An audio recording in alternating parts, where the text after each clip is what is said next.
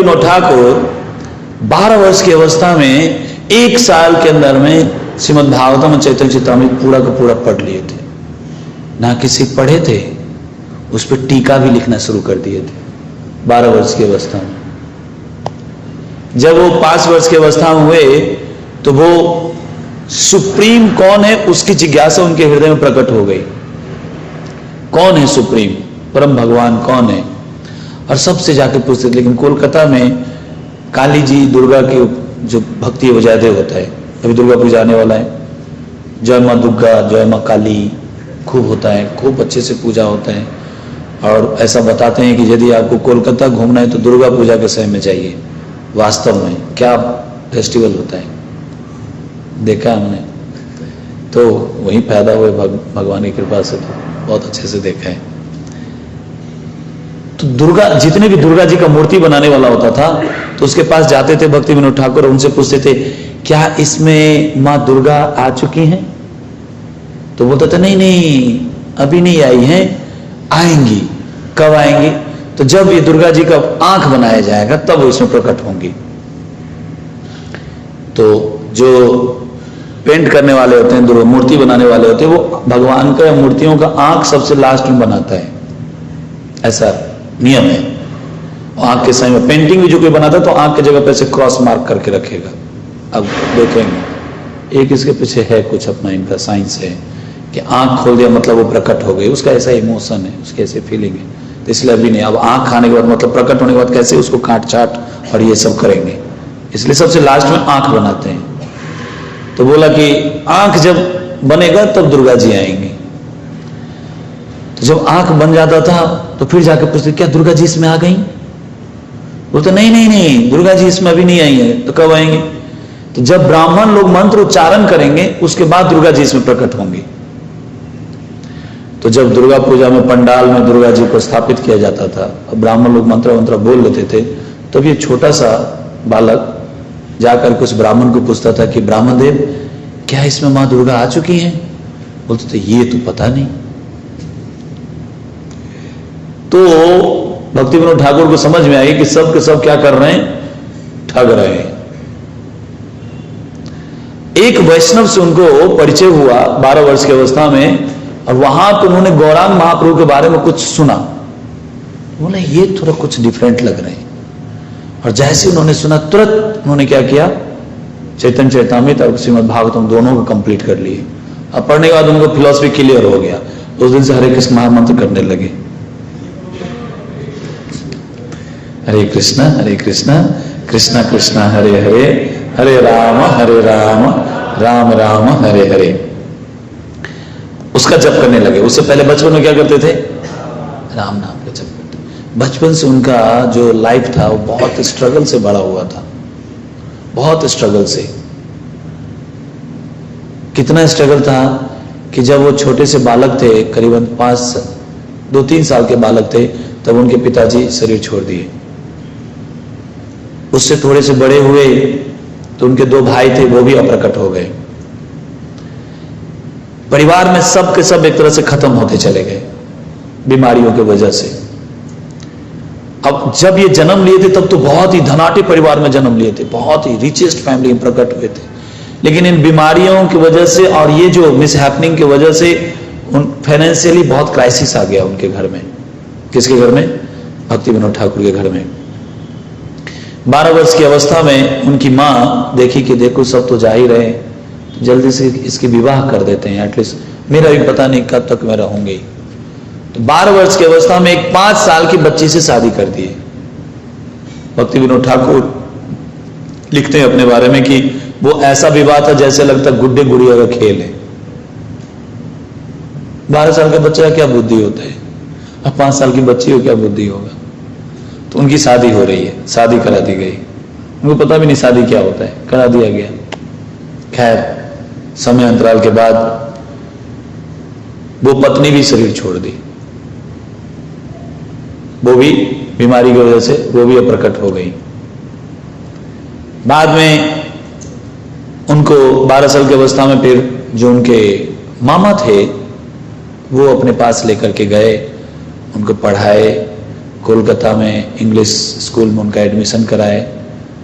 अब English school में जब एडमिशन कराए तो भक्ति विनोद ठाकुर बचपन इतने इंग्लिश में धुरंधर थे वो कि वो सारे, उसमें ब्रिटिश राज चल रहा था, तो सारे टीचर्स ब्रिटिश थे, ब्रिटिशियन थे सारे।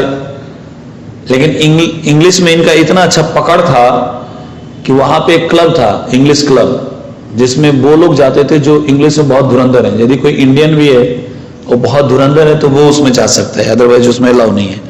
ये उस क्लब के मेंबर बन गए और मेंबर बनने के बाद वहां पे भी इंग्लिश में ऐसे ऐसे लेख लिख के देते थे कि वो क्लब मेंबर भी चौंक जाते, कहां से आ रहा है इसको। इस प्रकार से वो अपनी जो मेधावी वृत्ति है, जो दक्षता है वो प्रकट कर रहे थे। कौन? भक्ति विनोद ठाकुर। होते होते बाद में उन्होंने एक जगह नौकरी, कहीं पे नौकरी भी करते थे तो साल भर मुश्किल से 6 महीना साल भर रहते थे, छूट जाता था। ऐसे होते होते एक नौकरी उनको मिली चीनी के मिल में, वहां पे क्लर्क का जॉब था। क्लर्क का जॉब जब करने लगे तो जो पार्टी, एक और वेंडर आया हुआ कंपनी में, वो गलती से हिसाब में कुछ पैसा एक्स्ट्रा देके चला गया था, गलती से। भक्ति विनोद ठाकुर उसको दोबारा बुलाए। कुणालपुर किसको बुलाए? कौन बुलाए? किसको किसको बुलाए? भक्ति विनोद ठाकुर किसको बुलाए? वेंडर को बुलाए, जो ज्यादा गलती से ज्यादा पैसा जमा कर दिया था। किसको? हाँ, वेंडर को बुलाए। अब नींद नहीं आएगी इनको, तब से नहीं आई है। तो पीछे कौन है?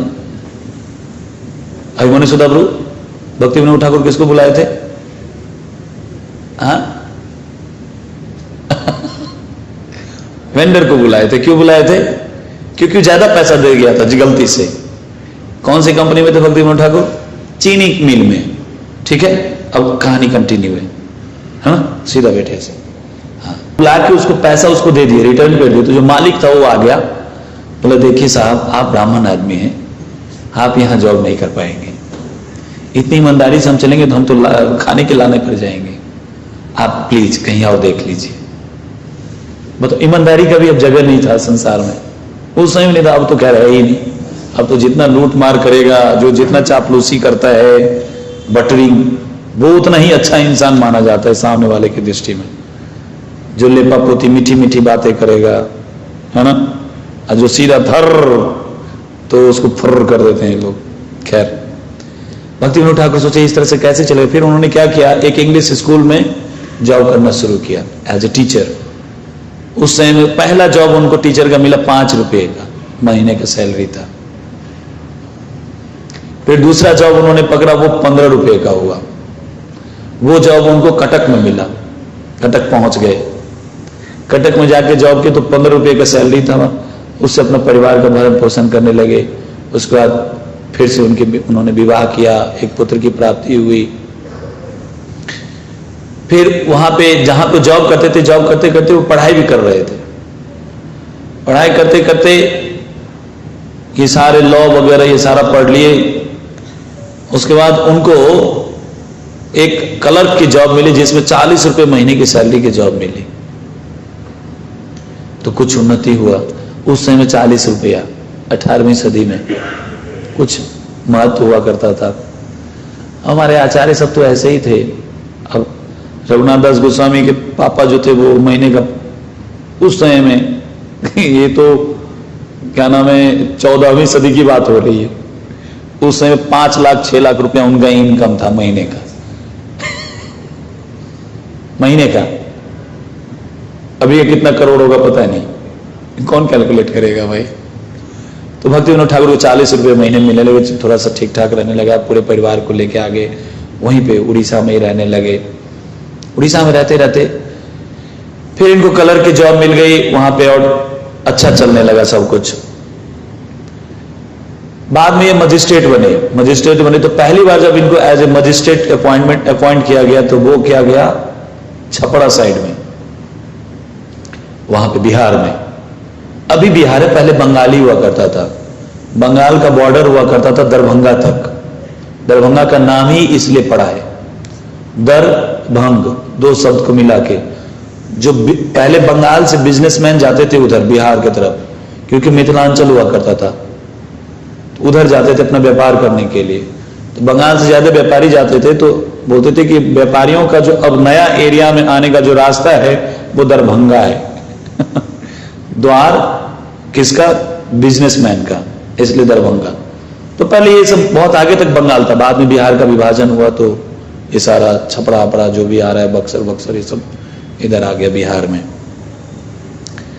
तो वहां पे उनका वहां हुआ तो एक दिन की बात है, जहां पे वो अपॉइंट किए गए थे तो वहां पे एक पेड़ था, उसमें ब्रह्मभूत रहता था। अब वो ब्रह्मभूत इतना बदमाश था कि वहां के जितने भी बदमाश थे उस ब्रह्मभूत को अपने कब्जे में करके रखा था। बदमाशी करता था, लूट मार करता था, और जब उसका केस जाता था कोर्ट में तो भूत को भेज देता, तो कोर्ट में जाकर के भूत क्या करता था, उस जज का दिमाग घुमा देता था। एक भी डिसीजन सही नहीं होता था।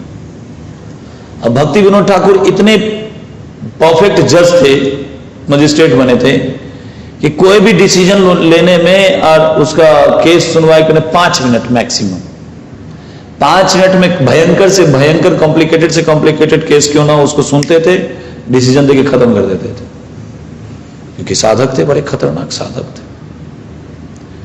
तो उनको पता चला कि यहां पे ब्रह्मभूत रहते वो, तो सबने आके बोला कि देखिए यहां पे, बोले कि ऐसा क्यों हो रहा है, यहां पे इतनी प्रॉब्लम क्यों है? बोले एक्चुअली क्या है ना, एक ब्रह्मभूत है, उसको बदमाशों ने पाल रखा है और इसके वजह से ये सारी समस्याएं हैं। बोले अच्छा। तो एक ब्राह्मण को बोले जाओ उस पेड़ के नीचे भागवत का पाठ करो। रामिता प्रभु कहां पे क्या करो? हाँ बच गए, नहीं तो विकेट गिरने ही वाली थी तो वो ब्राह्मण गए, 3 दिन तक भागवत के पाठ किए भक्ति विनोद ठाकुर की गाइडेंस में। तीसरा दिन जब हुआ तो उस पेड़ फटा, बहुत तेज से बूम से आवाज किया, जैसे बूम से आवाज किया और पेड़ गिर गया।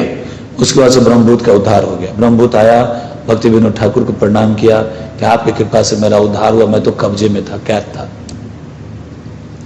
उस प्रकार से होते होते फिर भक्ति विनोद ठाकुर फिर से पुरी में आ गए। पुरी में आए 1980 में वो जगन्नाथ पुरी में पहुंचे, और उससे पहले जब भक्ति विनोद ठाकुर को जब महाप्रभु आदेश दिए थे कि आप नवद्वीप में जाइए, तो नवद्वीप में एक दिन वो बैठे हुए थे भक्ति विनोद ठाकुर, और कुछ भी पता नहीं था कहां पे गौरांग महाप्रभु ने कौन सी लीला किए हैं। ये जो क्या नाम है योग पीठ है जहां चैतन्य महाप्रभु का जन्म स्थल है, प्राकट्य स्थल है, ये सब कुछ भी पता नहीं था। पूरा कैलकुलेट करते रहते थे, कुछ नहीं। एक दिन वो अपने कमरे से देख रहे हैं कि बहुत दिव्य रोशनी वहां प्रकट हो रही है रात को, गंगा नदी के उस पार, कालिंदी, यमुना नहीं कालिंदी, भक्ति विनोद ठाकुर घर के आगे कालिंदी है, उस कालिंदी के उस पार देख रहे हैं कि बहुत दिव्य रोशनी हो रही है। सुबह उठ करके गए, वहां देखे तो जहां पे रोशनी हो रही थी उस अंदाजे पूरा का पूरा तुलसी का बागान लगा हुआ है, और वो एरिया पहले मियापुर कहलाता था। मायापुर से पहले उसका नाम मियापुर था। बहुत सारे मुस्लिम लोग वहां पे अपना जमावड़ा किए थे। उस जगह से मुस्लिम लोग भी परेशान था। क्यों? वो सारे तुलसी उखाड़ के फेंक देता था, और कुछ खेती करने जाए तो वो चीजें नहीं उपजती थी, धान गेहूं कुछ भी बोता था वो, तो वो उपजता नहीं, तो उपजता क्या था? तुलसी, तुलसी तुलसी हो जाता था वहां पे। इस बात से बहुत परेशान था वो लोग। तो बाद में मियाँ लोग भी वहां छोड़ दिया जाना, अरे ये बेकार जगह है, पता नहीं क्या है ये। जब भक्ति विनोद ठाकुर गए वहां पूछे, सबसे पूछे, बोले सबसे बेकार जगह है, किसी काम का नहीं, जब देखो तब तुलसी होता रहता है वहां पे। तो क्या नाम है भक्ति विनोद ठाकुर समझ गए कुछ हो ना हो यही होगा। फिर गए, पूरा शास्त्रों को छाने और पूरा ज्योग्राफिकली पूरा सर्च किए, रिसर्च किए, तो उनको वही जगह लग रहा था कि यही हो ना हो यही महाप्रभु का प्राकट्य स्थली हो सकता है। अब कैसे होगा? तो उस समय में महान भक्त थे वैष्णव सार्वभौम जगन्नाथ दास बाबा महाराज, जिनकी आयु करीबन 112 वर्ष हो चुकी थी, और उनका हाइट धनुष की तरह हो गया था, एकदम इतने बड़े हो गए थे, और इतने बुजुर्ग हो गए थे कि वो अपनी आंख भी नहीं खोल पाते थे खुद से। तो 2 उनके असिस्टेंट होते थे। ऐसे कोई आया, बाबा देखिए आपके सामने मनीष आया है। कहाँ आया है? आंखें नहीं खोले। तो 2 ऐसे नौकर ऐसे तो अच्छा मनीष हरिबो गौरांगो फिर आंख बंद, ऐसे इतने बुजुर्ग हो चुके थे, चल नहीं सकते थे अपने से, और भजन में मस्त रहते। आप देखेंगे जो हमारी परंपरा में जो सबसे पहला फोटो राइट साइड से जगन्नाथ दास जी महाराज का फोटो, ऐसे झुके रहते थे। इसमें थोड़ा तो बैठे हुए पोजीशन में।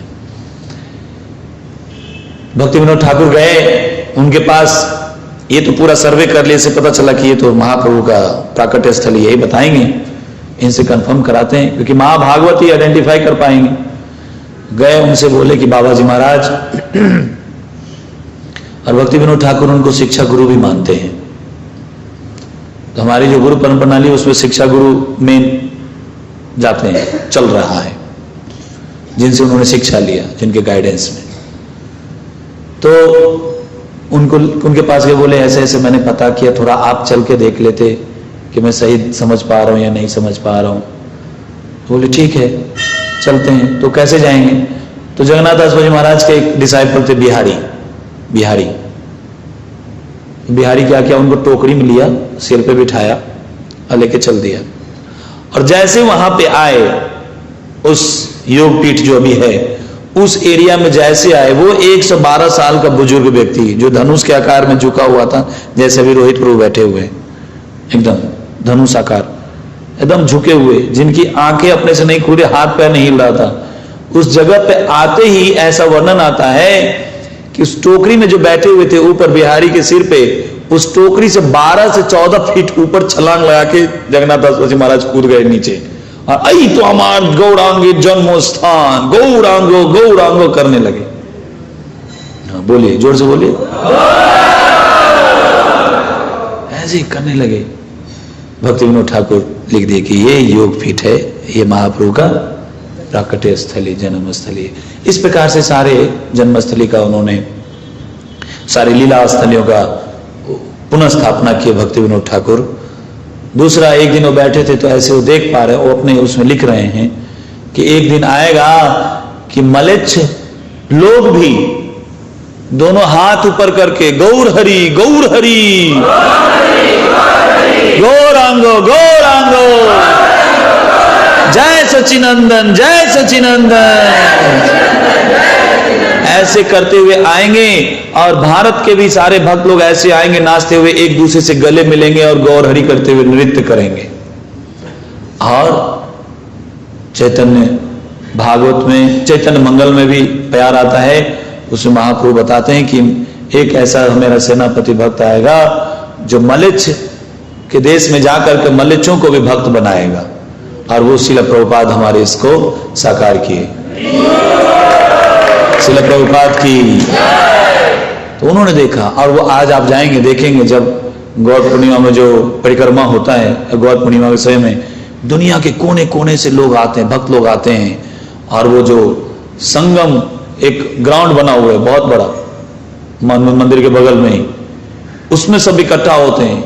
काले गोरे का भेद नहीं, ये दिलों के नाता है, सब वहां पे दिखता है।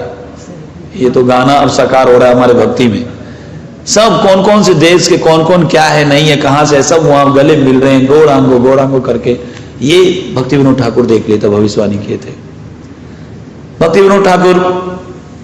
उसके बाद क्या नाम है, 9:15 हो गया, मैं जल्दी जल्दी जंप कर लेता हूं। वो फिर सोचे कि 2 साल की छुट्टी लेकर के 1851 में छुट्टी लेकर के मैं कुछ नाम का प्रचार करूं, भगवान कृष्ण भक्ति का प्रचार करूं। तो कैसे प्रचार किए, ऐसा बताते हैं कि 1 साल के अंदर में 500 नाम हट्टा सेंटर खोल दिए। 500 नाम हट्टा सेंटर। नाम हट्टा सेंटर जानते हैं क्या होता है?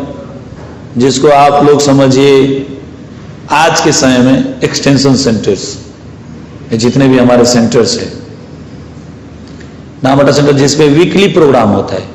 भक्ति विनोद ठाकुर वीकली प्रोग्राम वाला सिस्टम नहीं किए, परमानेंट प्रोग्राम चला दिए, रेगुलर प्रोग्राम चला दिए। 500 1 साल के अंदर में, ऐसा करके उन्होंने भक्ति का प्रचार किया। और फिर 1854 में 56 वर्ष की आयु में डिप्टी मजिस्ट्रेट के पद से उन्होंने निवृत्ति ले ली। उससे पहले जब वो पुरी में पहुंचे थे तो वहां पे एक तांत्रिक था, जिस तांत्रिक ने बहुत उधम मचा रखा था, और वो अपने आप को महाविष्णु का अवतार मानता था, और उसके दो पार्षद भी थे जो ब्रह्मा और शिव का अवतार मानता था, मतलब तीनों आ गए थे है ना। और ऐसी सिद्धि प्राप्त किया था कि वो ऐसी गुस्सा करता था, सिर से आग निकालता था वो। हाँ, और उसको देखकर भाई सिर से आग कोई कौन निकाल सकता है, कोई पावरफुल व्यक्ति होगा, तो उसको देखकर के सब उसको भगवान भगवान करते थे। तो कलयुग में बदजीव तो चमत्कार को ही नमस्कार करते हैं, जो भी थोड़ा जादू कर दे, ऐसे चुटकी बजा के हाथ से बभूत निकाल दे, वो बहुत बड़े बाबा है ना। किसी कोई बीमारी है, कुछ ऐसे फूंक दे, वो ठीक हो गया, थोड़ा बहुत चल फिर गया, वो बहुत बड़े संत हैं। वो ऐसे चमत्कार को नमस्कार करते हैं, बदजीव का स्वभाव है। सब उसको भगवान मानने लगे थे। भक्ति विनोद ठाकुर को पता चला ये ऐसे ऐसे कहता, भक्ति विनोद ये क्या बदमाशी है इसकी, और वो उसके वजह से राज्य में बहुत उत्पात भी मचा रहा था। जब वो वहां पे मजिस्ट्रेट थे भक्ति विनोद ठाकुर, पुलिस को आदेश से जाओ उसको अरेस्ट करो, और वो भविष्यवाणी किया कि एक दिन बहुत जल्दी ऐसा दिन आने वाला है कि मैं अपना विराट रूप धारण करूंगा और जितने भी अधर्मी लोग हैं उन सबको खत्म करूंगा, क्योंकि भगवान मैं ही हूं। भक्ति विनोद ठाकुर बोले बदमाश कहीं का ये, भगवान कहां से होगा, इसको जेल में रखो, भगवान को जेल में अंदर रखने। कलयुग में जितने ही भगवान अपने आप को बोल रहे सब जेल के अंदर जा रहे हैं, वो शुरू से ये प्रणाली आ रही है जितने भी नकली भगवान, क्योंकि नकली भगवान आ रहे हैं कलयुग में सारे, अभी से दाढ़ी बढ़ा के मूंछ बढ़ा के पता नहीं क्या क्या मैं भगवान हूं, कल की अवतार तो क्या क्या अवतार सब, और सारे भगवान जेल के अंदर जा रहे हैं। अब पुलिस उनका इलाज मतलब खातिरदारी करती है, ट्रीटमेंट अच्छे से, है ना। खैर, तो उसको जेल के अंदर डाले, जेल के अंदर डाले भक्ति विनोद ठाकुर, तो उसने चैलेंज किया और सबने बोला कि महाराज आप ऐसा कार्य मत करिए क्योंकि आपकी जान के ऊपर आएगा। बोला ऐसे पागलों से कौन, डालो उसको अंदर, सुबह दोपहर शाम त्रिसंध्या में इसकी सेवा करना मार के। जैसे उसने किया, भक्ति विनोद ठाकुर के जो भाई थे, सॉरी उनका एक पुत्र मारा गया भयंकर तरीके से, बीमार होके। पूरा घर में उथल पुथल मचे, मैं शॉर्ट में चल रहा हूं, 9:15 हो गया। फिर होते होते भक्ति विनोद ठाकुर का भी तबीयत बहुत ज्यादा खराब होने लगा, बहुत ज्यादा खराब होने लगा। लेकिन भक्ति विनोद ठाकुर घबराए नहीं, उसको जेल से बाहर नहीं निकाले। अरे सरने दो इसको पीटेंगे, बहुत उत्पात मचाया है। बाद में एक दिन अचानक से उस व्यक्ति का, वो जो ढोंगी पंडित था मतलब तांत्रिक, उसकी हालत खराब हुई और उसको सपने में आया कि तुमने गलत जगह पंगा लिया है, वो ऑर्डिनरी पर्सनालिटी नहीं है। क्योंकि भक्ति विनोद ठाकुर ऐसे रहते, मूछ मूछ बढ़ा हुआ मजिस्ट्रेट टाइप रहते थे, लेकिन अपना सारा कार्य शेड्यूल, लास्ट में टाइम रहेगा 2 मिनट राम तयपात प्रू देंगे तो चर्चा कर लेंगे क्या शेड्यूल होता था। तो ऐसे कोई जल्दी पकड़ नहीं पाता कितने बड़े संत हैं ये। तो इस प्रकार से उसका पर्दाफाश किए, उसके नकली भगवतपना का। उसी समय में भक्ति विनोद ठाकुर ने क्या किया, एक चैतन्य चर्चा गोष्ठी करके एक कमेटी बनाए, एक संस्था बनाए जिसमें चैतन्य महाप्रभु की लीलाओं के बारे में चर्चा किया जाए।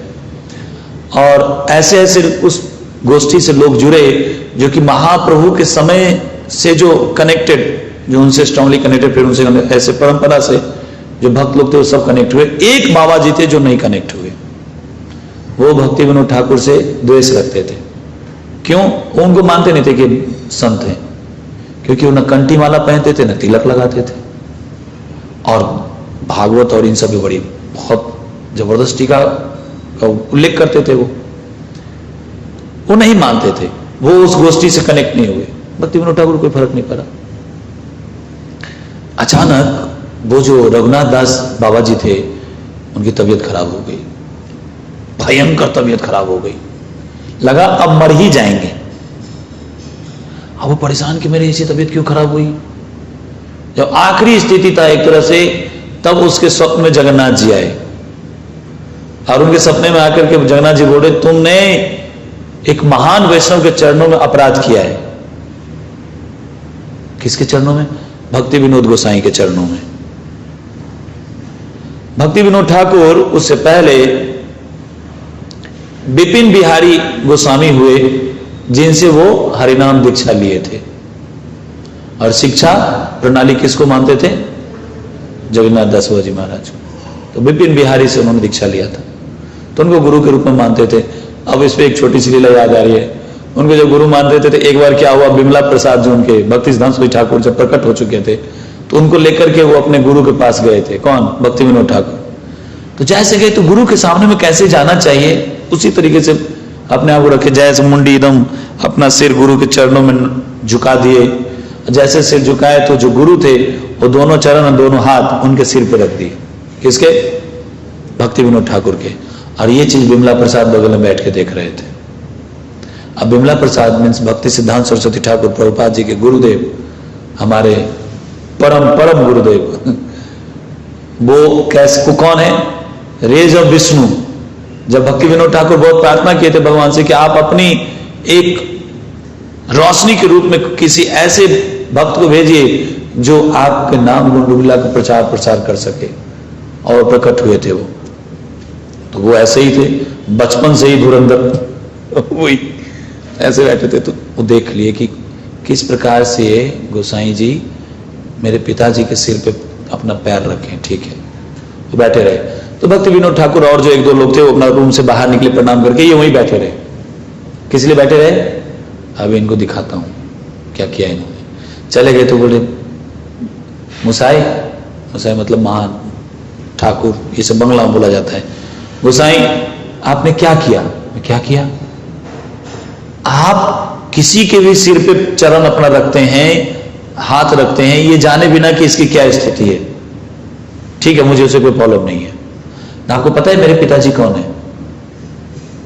तो कौन है आपके पिताजी? तो बाद में बताऊंगा। वो बताइए, मेरे पिताजी मंजरी हैं, और उसके सिर पे आप पैर रख रहे हो। भले आपको गुरु के रूप में मानते हैं, लेकिन आपसे बहुत ऊंचे हैं। कैसे आपने उनके सिर पे पैर रख दिया, अपने चरण रख दिए? इतने भक्ति विनोद ठाकुर रूम के अंदर आ गए। तो विपिन जो बिहारी थे बहुत प्रसन्न हुए, और वो तारीफ के रूप में भक्ति विनोद ठाकुर को बोलते हैं कि ये जो आपका बालक है, ऋषभ प्रभु किसको बोले? हाँ, किसको बोले? हाँ, बोले ये जो आपका बालक है ये बहुत ही मेधावी है, क्रांतिकारी निकलेगा, ये जबरदस्त प्रचारक बनेगा। मुझे भी ऐसे ऐसे डांटा है इसने। तो भक्ति विनोद ठाकुर कई बार अपने ग्रुप में बैठते थे तो बोलते थे ये ऐसा है कि मेरे गुरु को भी नहीं छोड़ा इसने। क्योंकि भक्ति विनोद ठाकुर जानते थे भक्ति बिमला प्रसाद कैसा है, वो कौन है। खैर, ये जो उस लेवल में होते हैं एक दूसरे की चीजों को समझते हैं। इधर रघुनाथ दास जो बाबा जी थे उसके स्वप्न में आकर के जगन्नाथ जी बोले कि तुमने ये गलत किया, तुम माफी मांगो उनसे। वो वेशभूषा उनका ऐसा है, लेकिन वो महान संत है, तुम नहीं जानते हो कौन है वो। इस प्रकार से फिर भक्ति विनोद ठाकुर को पता चला। भक्ति विनोद ठाकुर ने एक औषधि दिया उनको, रघुनाथ दास बाबा जी को, और जिससे वो फिर तुरंत ठीक हो गए। वहीं पे एक बाबा जी थे, उस समय में भक्ति विनोद ठाकुर के प्रचार कार्य शुरू करने से पहले कई सारे अप संप्रदाय, ऐसा बताया था कि 12-13 अप संप्रदाय प्रकट हो गए थे। 12-13 अप संप्रदाय। संप्रदाय का मतलब क्या होता है कुणाल प्रभु?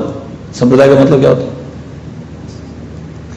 संप्रदाय का मतलब होता है, 3 शब्द है इसमें, संप्रदाय,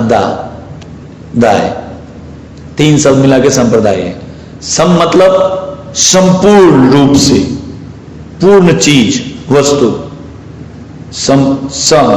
प्र मतलब अच्छे से, प्रेजेंटेबल जिसको आप बोलेंगे, अच्छे से उसको सजा के, ताकि कोई भी व्यक्ति उस चीज को समझ सके। दाय मतलब दिया गया, जो परंपरा के माध्यम से, जो संपूर्ण चीज तो आपको परंपरा से ही मिलेगा बाय डिफॉल्ट।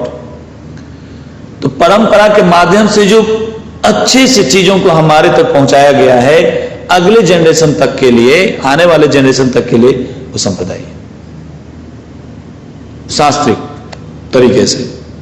उस समय बहुत सारे हम संप्रदाय हो गए थे, सखी व्यक्ति, औल बाल, क्या नाम है, जात गोसाई, गौरांग, क्या है गौरांग, गौरांग नायगरी, ये सारे अब संप्रदाय सब प्रकट हो गए थे। ये सब क्या थे? सब कॉन्कॉक्टेड थे। ये सब संप्रदाय में गौरांग महाप्रभु को ही लेके चलते थे कि वही मेरे आराध्य हैं, लेकिन गलत तरीके से। अब उस पर तो चर्चा न करेंगे। अब गौड़ नागरी या गौरांग नागरी क्या है, जैसे मान लीजिए गौरांग महाप्रभु कृष्ण के रूप में थे तो रासलीला किए थे, अभी सन्यास के रूप में थे इसलिए रासलीला नहीं किए, लेकिन उनको करना चाहिए। तो सखी रूप में जितने भी थर्ड जेंडर होते हैं वो सब इस तरह काम करते हैं, गोपियां बन के गौरांग करते रहेंगे। खैर इस पर नहीं ज्यादा जाऊंगा, बहुत कुछ वो निकलेगा अभी। अब संप्रदाय बहुत हो गया था। उसी में से एक अप संप्रदाय वाले चरणदास बाबा जी महाराज थे उड़ीसा में। वो चरणदास जी क्या बोलते थे, उन्होंने एक अपना मंत्र बनाया था, भज निताय गौर राधे श्याम जप हरे कृष्णा हरे राम। आप पुरी जाएंगे तो वहां पे कई सारे मठों में आप जाएंगे, गंभीरा में भी अलग मंत्र चलेगा। हरिदास ठाकुर के समाधि पे जाएंगे तो वहां भी अलग मंत्र चलेगा। हरिदास ठाकुर के भजन स्थल पे जाएंगे वहां अलग मंत्र चलेगा। महामंत्र कोई नहीं बोलेगा, सब ये डेविएटेड है, लोग सब डेविएटेड अब संप्रदाय वाले हैं। तो भक्ति विनोद ठाकुर को पता चला कि बोल रहे हैं भज निताय गौर, मतलब आप निताय गौर उसका एक अलग मंत्र है, उस मंत्र को जपो और भजो और जपो हरे कृष्णा हरे राम।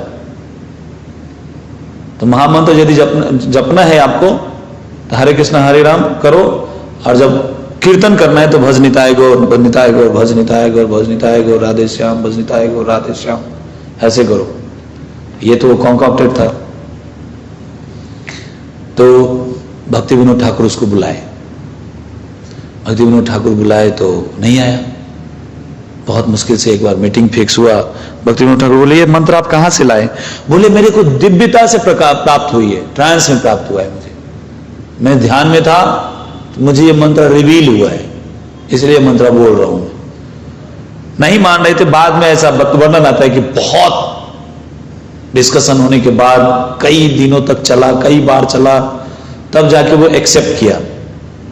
लेकिन एक्सेप्ट करने के बाद, क्योंकि उसने क्या किया था, वो भक्ति विनोद ठाकुर के चरणों में अपराध किया था और शास्त्रीय दृष्टिकोण से अपराध किया था, तो उनकी जो दुर्गति हुई, गति नहीं हुई, उनकी दुर्गति हुई, मतलब उनका अंत जो हुआ वो दयनीय था, ऐसा वर्णन आता है। इस प्रकार से कई सारे अपसंप्रदाय को भक्ति विनोद ठाकुर ने खंडित किए। बाद में भक्ति विनोद ठाकुर अपनी एक किताब में लिखते हैं अपने स्वरूप के बारे में, और वो स्वरूप उनका रिवील हुआ। आप में से मायापुर कितने लोग हैं? नरसिंहपल्ली सब गए हैं। तो नरसिंहपल्ली में ही भक्ति विनोद ठाकुर को अपने स्वरूप के बारे में पता चला, वहीं पे रिवील हुआ उनके हृदय में। इसलिए जो गौरी वैष्णव वो जाते हैं वहां पे तो नरसिंह देव से विशेष प्रार्थना करते हैं। नरसिंहपल्ली कौन सा स्थान है? नरसिंह देव क्या किए थे? हाथ धोए थे वहां आके। हिरण्यकशिपु कहाँ मारे थे? साउथ में अहोबिलम, जहां पे प्रकट हुए थे। और हाथ धोने आए कहां पे? क्या है ये बताओ? वहां नदी नहीं था हाथ धोने के लिए। तो वहां उसको मारने के बाद जो हाथ में खून वून लग गया था पारने के बाद, ऑपरेशन करने के बाद, तो जो सैनिटाइजर था डिटॉल साबुन वो नरसिंहपल्ली में था, है ना, वहां पे उस जल से धोए, उस सैनिटाइजर से हाथ को थोड़ा शुद्ध किए। तो वहीं पे भक्ति विनोद ठाकुर एक बार जब गए थे तो उनको रिवील हुआ। और फिर वहां पे लिखते हैं कि मंजरी जो होती है, मंजरी का एज मुश्किल से 12 से 14 वर्ष की आयु की होती है मंजरियों का, और गोपियों का जो एज होता है वो 14 से 16 वर्ष के बीच में होता है। जो मंजरियां हैं वो गोपियों का असिस्ट करती है, और गोपियां जो है वो किसको असिस्ट करती हैं? श्रीमती राधा रानी को। राधा रानी किसको असिस्ट करती हैं? श्री कृष्णा को। तो भक्ति विनोद ठाकुर उसमें लिख रहे हैं कि मैं स्वान सुखद कुंज में, ये एक निकुंज है, कहां पे है? गोलोक में है। स्वान सुखद कुंज, जो उनका घर भी बनाया भक्ति विनोद ठाकुर ने, कहां पे? गोद्रुम द्वीप में। वहां पे उन्होंने उसका नाम भी वही रखा था, स्वान सुखद कुंज। तो बोल रहे स्वान सुखद कुंज में मैं 12.5 साल की एक मंजरी हूं, सीधा लिख रहे 12.5 साल की मंजरी हूं। और मेरे शरीर की कांति कैसी है? स्वर्ण आभा की तरह ऐसे चमक रहा है। और मेरे वस्त्र कैसे हैं? तारों की तरह, जैसे आकाश में तारे झिलमिलाते हैं रात्रि में, वैसे मेरा जो ये वस्त्र है वो वैसे झिलमिला रहा है। और मेरा नाम क्या है? कौन सी मंजरी है भक्ति विनोद ठाकुर? कमल मंजरी। तो उन्होंने खुद रिवील किया है कि मैं कमल मंजरी हूं, 12.5 साल की आयु की हूं, मेरे शरीर की कांति ऐसी है, वस्त्र मेरा ऐसा है। तो 9:30 हो गया। मैं बहुत शॉर्ट में बोला, बहुत कुछ है कहने को। तो आज के दिन भक्ति विनोद ठाकुर के चरणों में हम प्रार्थना करते हैं, क्योंकि इन्होंने जो भी सठ गोस्वामी के जीवन चरित्र था वैसे ही जीवन चरित्र भक्ति विनोद ठाकुर का रहा, और उन्होंने गौड़ीय संप्रदाय को पुनः स्थापित किए। श्रील प्रभुपाद बार बार अपने प्रवचन में कई बार इसको रिपीट किए हैं कि देखा जाए तो ये संकीर्तन आंदोलन चैतन्य महाप्रभु तो शुरू किए थे, लेकिन उसके बाद वो क्या हो गया था? लुप्त प्राय हो गया था। लेकिन पुनः स्थापित, पुनः जागृत किया श्रील भक्ति विनोद ठाकुर ने। मैं तो उसको बस आगे लेके आया हूं, ले जाने का प्रयास कर रहा हूं। तो भक्ति विनोद ठाकुर के द्वारा ये रिस्टैब्लिश था ये गौड़ीय संप्रदाय, गौड़ीय ब्रह्मादि गौड़ीय संप्रदाय। तो आज उनके चरणों में हम लोग प्रार्थना करें कि हमारे हृदय में भी गौरांग महाप्रभु के चरणों में करें। श्रील भक्ति विनोद ठाकुर आविर्भाव दिवस महामहोत्सव की, जगत गुरु श्रील प्रभुपाद की। कोई कुछ ऐड करना चाहते हैं?